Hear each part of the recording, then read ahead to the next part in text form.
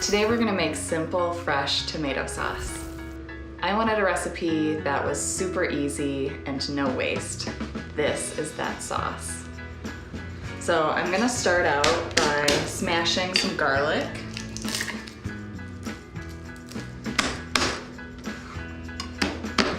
I'll just run my knife through this. And then I'm gonna put in a generous amount of olive oil, about 3 to 5 tablespoons. Now I'm gonna turn my attention to my tomatoes. So I'm gonna dice these into pretty small pieces. You can really use a lot of different kinds of tomatoes for this. I'm using a combination.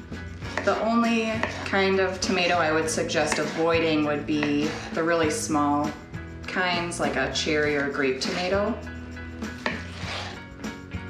So I'm dicing this into pretty small pieces because I don't want any large pieces of tomato skin in my final sauce when everything is cooked down a little bit.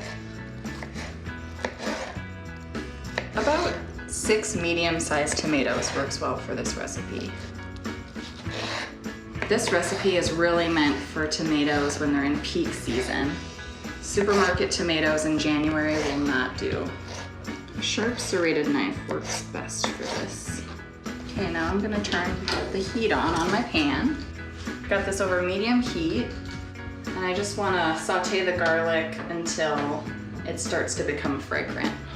Okay, now I'm gonna add my tomatoes. I'll turn this up to medium-high. And now I'm gonna add a little bit of salt, about 1/4 teaspoon. And here's the secret ingredient. I'm gonna add about 2 teaspoons of red miso. We'll combine this. I find the red miso gives it a nice, deep, complex flavor. It's a little something extra. I'm gonna simmer the sauce over medium-high heat until most of the juice has evaporated, then I'll reduce the heat to low. Stir the sauce occasionally as it simmers. You'll know it's ready when almost all the juice has evaporated. This will take between 45 minutes and 1.5 hours, depending on how juicy your tomatoes are. All right, so the sauce is pretty much ready. I can tell because the juice has mostly evaporated. And right now I'm gonna take a taste and make sure that my seasoning's how I want it.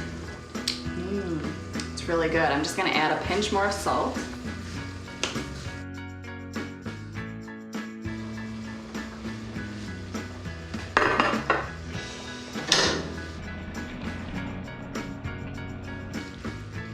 Just gonna add a little bit of the cooking water.